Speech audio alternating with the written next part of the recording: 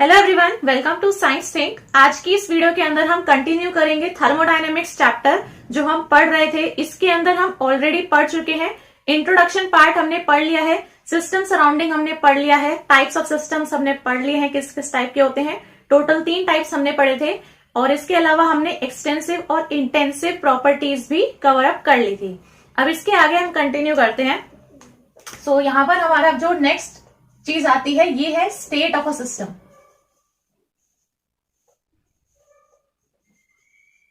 State of a system. So, state of the system means the condition of existence of the system when the macroscopic properties have some definite values. तो यहां पर इसका मतलब क्या होता है कि हमारी वो कंडीशन जब सिस्टम का एग्जिस्टेंस है, यानी कि सिस्टम का कुछ अस्तित्व है, जब उसकी जो भी मैक्रोस्कोपिक प्रॉपर्टीज हैं उस सिस्टम की, उनकी कुछ ना कुछ डेफिनेट वैल्यूज हैं। ठीक है, तो उसको हम कहेंगे that is the state of a system. और जैसे ही हमारी किसी भी सिस्टम की अगर हम बात करते हैं तो उसकी मैक्रोस्कोपिक प्रॉपर्टीज में अगर कुछ चेंज आता है तो हम ये कहते हैं कि उस सिस्टम की स्टेट में भी चेंज आ गया है। ठीक है, तो अगर ये चीज उस चीज से अफेक्टेड है तो बेसिकली मैं ये चीज कह सकती हूँ उसके अंदर कि सिस्टम का स्टेट डिपेंड कर रहा है बेसिकली उसकी मैक्रोस्कोपिक प्रॉपर्टीज के ऊपर। अगर मैक्रोस्कोपिक प्रॉपर्टीज जो है उनके अंदर चेंज आ रहा है तो सिस्टम की स्टेट में भी चेंज आएगा। ठीक है, तो ये सब चीजें तो हम डिस्कस कर चुके हैं कि भाई सिस्टम है क्या। ठीक है, सो यहाँ पर जो सिस्टम होता है हमारा, ये यूनिवर्स का वो पार्ट है विच इज अंडर ऑब्जर्वेशन। तो आप पिछली वीडियोस को जरूर देखें, आगे वीडियोस देखने से पहले तो आप पिछली वीडियो को देख सकते हैं, उनके अंदर भी काफी चीजें एक्सप्लेन करके बताई गई होती हैं, तो यहाँ पर आपको समझने में और आसानी होगी। ठीक है, तो ये हुआ हमारा स्टेट ऑफ अ सिस्टम। क्या है स्टेट ऑफ अ सिस्टम? यहाँ पर हमारा वो कंडीशन है जिसके अंदर हमारा सिस्टम जो है वो एग्जिस्ट करेगा जब हमारी मैक्रोस्कोपिक प्रॉपर्टीज की कुछ ना कुछ वैल्यूज होंगी, कुछ डेफिनेट वैल्यूज होंगी। यहाँ पर state of a system is affected, या फिर कह सकते हैं डिपेंड करता है भी मैक्रोस्कोपिक प्रॉपर्टीज के ऊपर। मैक्रोस्कोपिक प्रॉपर्टीज के अंदर चेंज आएगा, दैट मीन्स कि हमारे सिस्टम की स्टेट में भी चेंज आ गया है। ठीक है, यहाँ पर देखिए इसके अंदर हमारे पास में पहली चीज आती है जो है हमारी स्टेट वेरिएबल्स। तो हमारा स्टेट वेरिएबल्स क्या होता है अब हम ये देख लेते हैं। तो स्टेट वेरिएबल्स हमारी वो मेजरेबल प्रॉपर्टीज होती हैं which are required to describe the state of a system. किसी सिस्टम का स्टेट को डिफाइन करने के लिए या फिर उसको पूरा डिस्क्राइब करने के लिए हमें जिन प्रॉपर्टीज की जरूरत होती है उन्हें हम कहते हैं कि वो हमारे स्टेट वेरिएबल्स हैं, स्टेट वेरिएबल्स। ठीक है, अब एग्जांपल के तौर पर आप इसको ले सकते हो, प्रेशर हो गया, टेम्परेचर हो गया, वॉल्यूम हो गया, कॉम्पोजिशन हो गई, ये सारे के सारे आपके कहलाएंगे स्टेट वेरिएबल्स। तो कोई भी सिस्टम है उसकी स्टेट को मेरे को डिफाइन करना है या फिर डिस्क्राइब करना है, तो उसे डिस्क्राइब करने के लिए आपको जिन जिन प्रॉपर्टीज की जरूरत है, ठीक है, तो उन्हें हम कह देते हैं कि वो हमारी स्टेट वेरिएबल्स हैं। For example pressure, temperature, volume, composition etcetera, और भी हो सकती हैं। ठीक है, तो किसी भी सिस्टम को यहाँ पर डिस्क्राइब करने के लिए आपको इन स्टेट वेरिएबल्स की वैल्यूज जो है उनको स्पेसिफाई करना जरूरी नहीं है। और यहाँ पर किसी भी अगर आप सिस्टम की स्टेट को डिफाइन करना चाहते हो तो आपको एक sufficient number of state variables चाहिए होंगे।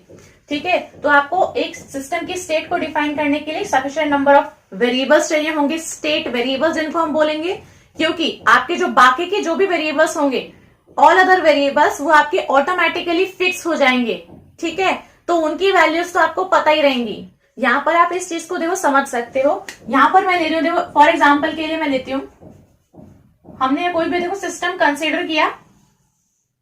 ठीक है, तो यहाँ पर हमने एक सिस्टम कंसिडर किया है जिसके अंदर हमारी एक आइडल गैस है। ठीक है, हमने इसको मान लिया कि हमारे पास में एक आइडल गैस है।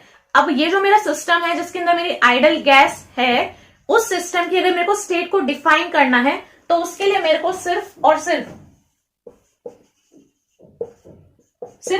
3 वेरिएबल सफिशिएंट है।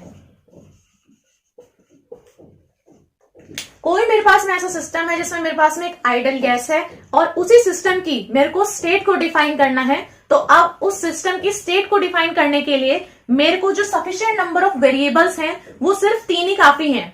एक तो हो जाएगा प्रेशर, एक वॉल्यूम और एक टेम्परेचर।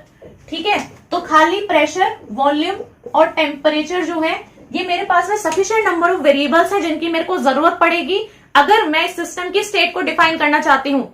ठीक है, इसके अलावा जो भी अदर वेरिएबल्स होंगे जैसे कि हो गया आपका अमाउंट ऑफ गैस कितना है, ठीक है, डेंसिटी हो गई, ये सारे के सारे तो आपके ऑटोमेटिकली फिक्स हो जाएंगे because these are now variables. तो वो ऑटोमेटिकली आपके जो भी वेरिएबल्स होंगे वो फिक्स हो जाएंगे, उनकी वैल्यूज को आप इजीली कैलकुलेट कर सकते हो।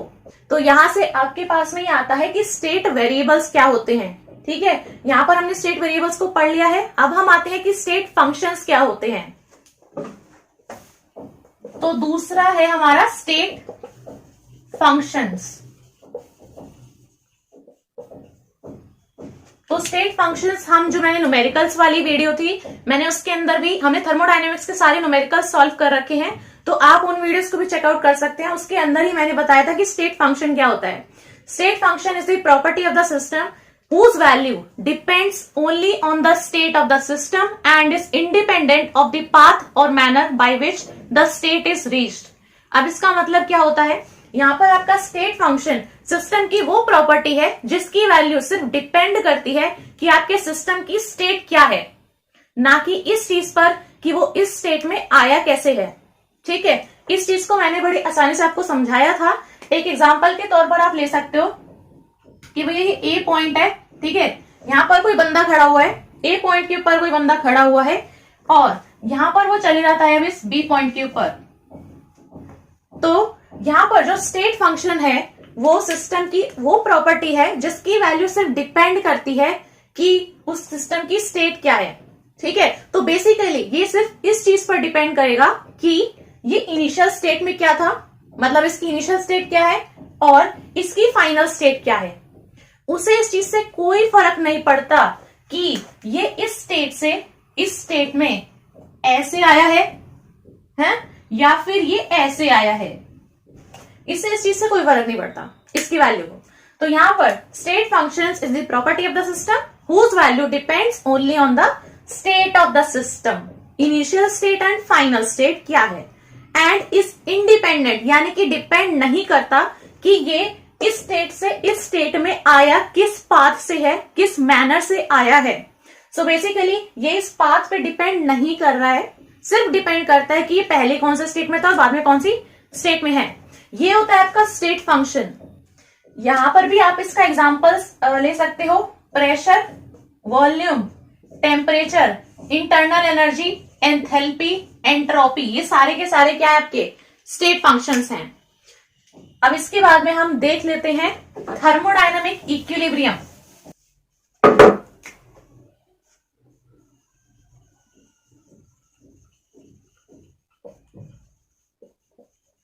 थर्मोडायनामिक इक्विलिब्रियम हम कब किसी सिस्टम को बोलेंगे कि भाई ये भी थर्मोडायनामिक इक्विलिब्रियम में है, कब हम किसी सिस्टम को बोल सकते हैं। किसी भी सिस्टम को आप बोल सकते हो कि भाई अभी थर्मोडायनामिकली इक्विलिब्रियम में है अगर उस सिस्टम की जो भी मैक्रोस्कोपिक प्रॉपर्टीज हैं लाइक प्रेशर, टेम्परेचर, वो टाइम के साथ में चेंज ना हो, तब हम कहेंगे कि ये सिस्टम थर्मोडायनामिक इक्विलिब्रियम में है।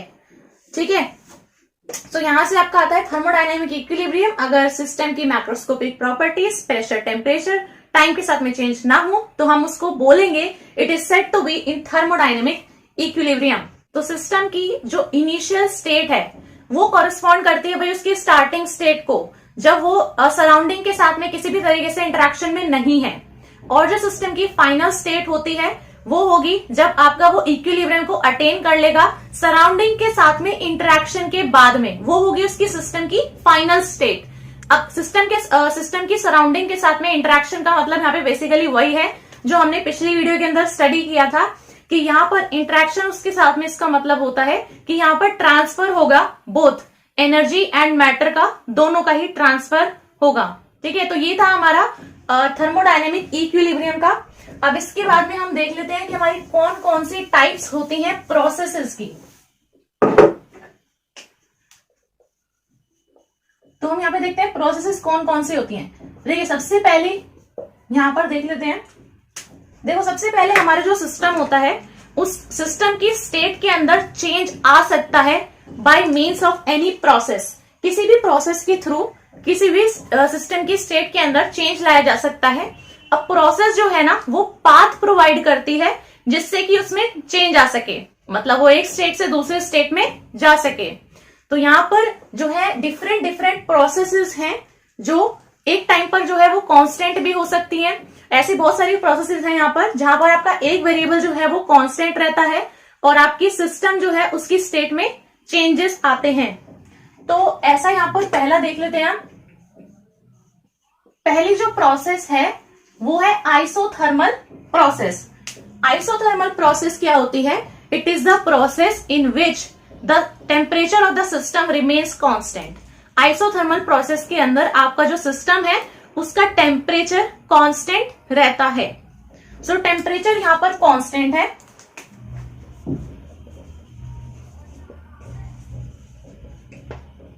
तो ऐसे सिस्टम के अंदर जो आपका आइसोथर्मल है, मतलब कि उसमें टेम्परेचर कांस्टेंट है, ऐसे सिस्टम के अंदर या तो हीट सप्लाइड होगी, मतलब हीट सप्लाई की जाएगी, या फिर हीट उसमें से रिमूव हो सकती है। So either heat is supplied और हीट इज रिमूव्ड। ठीक है ना। एक होती है आपकी देखो आइसोथर्मल प्रोसेस। आइसोथर्मल से, थर्मल से आपको पता चल रहा है कि मतलब टेम्परेचर की बात हो रही है, तो आइसोथर्मल का मतलब है टेम्परेचर कांस्टेंट। दूसरी होती है आपकी आइसोबारिक। आइसोबारिक प्रोसेस होती है, यहां पर देखो आपको बार दिख रहा है तो मतलब वो प्रेशर की यूनिट है। तो यहां पर देखो सिंपली आप याद रख सकते हो कि pressure is constant. Isobaric process के अंदर प्रेशर आपका कांस्टेंट रहता है। सिंपल इसकी डेफिनेशन हो जाती है process in which the pressure of the system is constant, pressure of system remains constant, that's it. ये आपका आइसोबैरिक हो गया। इसके बाद में आता है आपका आइसोकोरिक प्रोसेस, CHORIC। ये टेम्परेचर के लिए हो गया, ये प्रेशर के लिए हो गया। अब क्या बचा? वॉल्यूम। तो यहां पर आपका a process in which the volume of the system remains constant. इसमें आपका सिस्टम का वॉल्यूम जो है वो कांस्टेंट रहता है। तो यहां पर आपका वॉल्यूम इज कांस्टेंट। ठीक है, temperature constant, pressure constant, volume constant. अब इसके बाद में आपका आता है adiabatic process.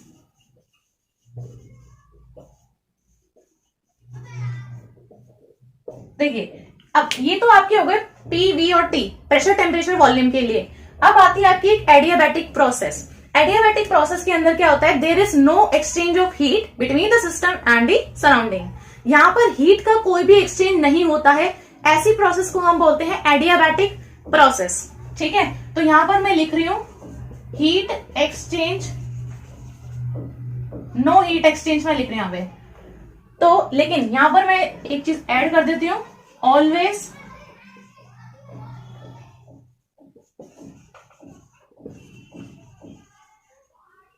But temperature changes always. तो यहां पर आप इन दोनों के अंदर देख सकते हो, एक आपका आइसोथर्मल है जहां पर आपका टेम्परेचर तो कांस्टेंट ही रहता है, लेकिन हीट सप्लाई हो सकती है या फिर उससे रिमूव भी की जा सकती है। जबकि एडियाबैटिक प्रोसेस के अंदर आपका यहां पर टेम्परेचर कांस्टेंट नहीं रहता है, इसीलिए तो इट्स डिफरेंट है ना, जस्ट ऑपोजिट। तो एडियाबैटिक प्रोसेस के अंदर आपका कोई हीट एक्सचेंज नहीं होता है, कोई भी हीट एक्सचेंज नहीं होता है यहां पर आपका, लेकिन टेम्परेचर चेंज फिर भी हो रहा है। तो यहां पर आपकी वॉल्स जो होंगी ना, जो भी आपका सिस्टम है वो सराउंडिंग से सेपरेटेड है भाई, वॉल से। ठीक है, तो यहां पर आपकी जो वॉल्स होंगी वो थर्मली क्या होंगी? मैंने बताया था ये चीज, इंसुलेटेड, क्योंकि वही प्रिवेंट करेंगी हीट का एक्सचेंज होने से। ठीक है, तो यहां पर आपकी थर्मली इंसुलेटेड वॉल्स थी, पिछली वीडियो में हमने ये डिस्कस किया था।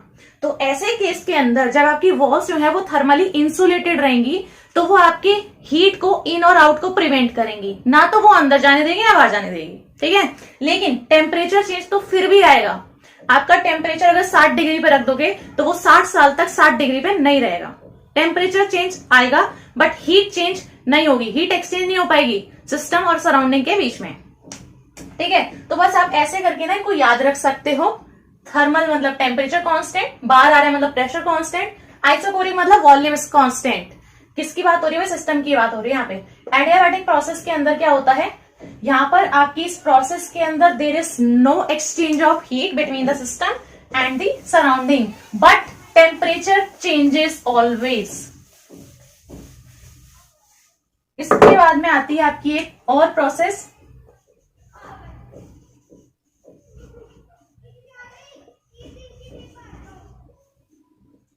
अब एक साइक्लिक प्रोसेस क्या होती है? साइक्लिक प्रोसेस के अंदर आपका क्या होता है, ये ऐसी प्रोसेस है जिसमें आपका जो सिस्टम है that undergoes a series of changes and then return back to its original state. आपका सिस्टम जो है वो एक सीरीज ऑफ चेंजेस से गुजरता है, लेकिन उसके बाद में वो उसी इनिशियल स्टेट में आ जाता है जो उसकी ओरिजिनल स्टेट थी। ठीक है, तो ये बिल्कुल ऐसे ही है कि यहाँ पे कोई बंदा खड़ा हुआ है, वो निकला यहाँ से, ठीक है, वो यहाँ पे भी घूमने गया, वो यहाँ पे गया, फिर उसने आइसक्रीम खाई, वो खेलने कूदने के लिए गया, फिर वो यहाँ पर गया, ठीक है, दोस्त के घर से वो होता हुआ एट लास्ट वो देखो कहाँ पर आया, अपने घर पे ही आया ना। तो बिल्कुल ऐसा ही एक साइक्लिक प्रोसेस है, वो अंडरगो हुआ एक सीरीज ऑफ चेंजेस में, काफी सारे उसके अंदर चेंजेस आए, लेकिन उसके बाद में वो एट लास्ट देखो अपनी किसी पोजीशन पर आया, वापस वहीं आ गया वो। सो यहाँ पर इस तरह की प्रोसेस को हम एक साइक्लिक प्रोसेस बोल देते हैं। ठीक है, तो ये सिर्फ समझाने के लिए इस तरीके से था। तो ये होगी हमारी एक साइक्लिक प्रोसेस। अब यहां पर हम देख लेते हैं, एक तो देखो हमारा 6 हो जाएगा, एक होगी हमारी रिवर्सिबल प्रोसेस और एक होगी इरिवर्सिबल प्रोसेस। तो इन दोनों को हम अलग से देख लेते हैं। तो रिवर्सिबल एंड इरिवर्सिबल प्रोसेस, देखो सबसे पहले मैंने रिवर्सिबल और इरिवर्सिबल के यहाँ पे कुछ पॉइंट्स लिख दिए हैं। यहाँ पर ज्यादा हैंडराइटिंग पर मैंने अभी ध्यान नहीं दिया है, सिर्फ मैंने लिखा है आपको दिखाने के लिए कि क्या क्या इनके बीच में डिफरेंसेस होते हैं।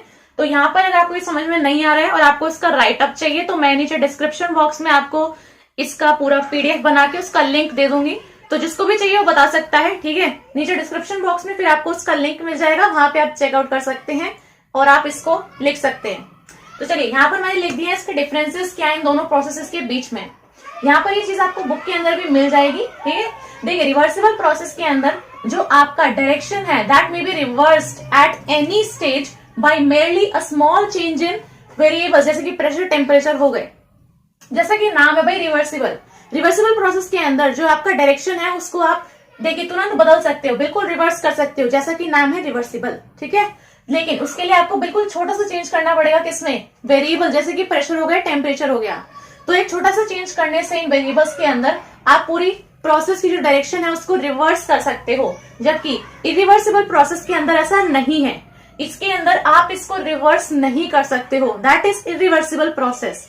देखो यहाँ पर जो आपका ड्राइविंग फोर्स है ना वो बिल्कुल ग्रेटर देन होता है किससे? जो आपका ऑपोजिंग फोर्स है, जो ऑपोजिंग फोर्स है बिल्कुल उससे थोड़ा सा ज्यादा होगा कि आपका ड्राइविंग फोर्स, जबकि इसमें driving force is different at the opposing force.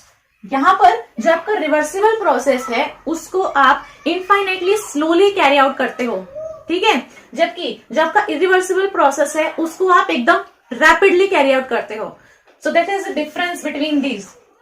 देखो चौथा डिफरेंस जो आता है वो ये है कि यहाँ पर जब आप इसको इनफाइनाइटली स्लोली कैरी आउट कर रहे हैं पूरी प्रोसेस को, तो यहाँ पर आपका इक्विलिब्रियम डिस्टर्ब नहीं होगा, जबकि जो आपकी इरिवर्सिबल प्रोसेस है, इरिवर्सिबल प्रोसेस के अंदर क्योंकि आप उसको रैपिडली कैरी आउट कर रहे हो तो आपका इक्विलिब्रियम डिस्टर्ब होगा, लेकिन आपका नया इक्विलिब्रियम अटेन हो जाएगा after the completion of this reaction. ठीक है, सो equilibrium is attend after completion of the reaction, जबकि यहां पर इक्विलिब्रियम इज नॉट डिस्टर्ब्ड। यहां पर आता है ये सिर्फ इमेजिनरी है और इस प्रोसेस को आप एक्चुअल प्रोसेस में अचीव नहीं कर सकते हो रिवर्सिबल प्रोसेस के केस में, जबकि यहां पर इसकी बात करते हैं तो ये अचीवेबल है, मतलब इसको अचीव कर सकते हैं। जैसे कि जो भी आपकी नेचुरल प्रोसेस हैं वो सारी क्या हो जाएंगी? Irreversible process. देखिए यहां पर है आपका रिवर्सिबल प्रोसेस में आपका मैक्सिमम वर्क डन ऑब्टेन होता है, जबकि आपका इरिवर्सिबल प्रोसेस के अंदर आपका मैक्सिमम वर्क डन ऑब्टेन नहीं होगा। सो ये कुछ डिफरेंसेस हैं इन दोनों प्रोसेसेस के बीच में जो आपको बिल्कुल पता होने चाहिए।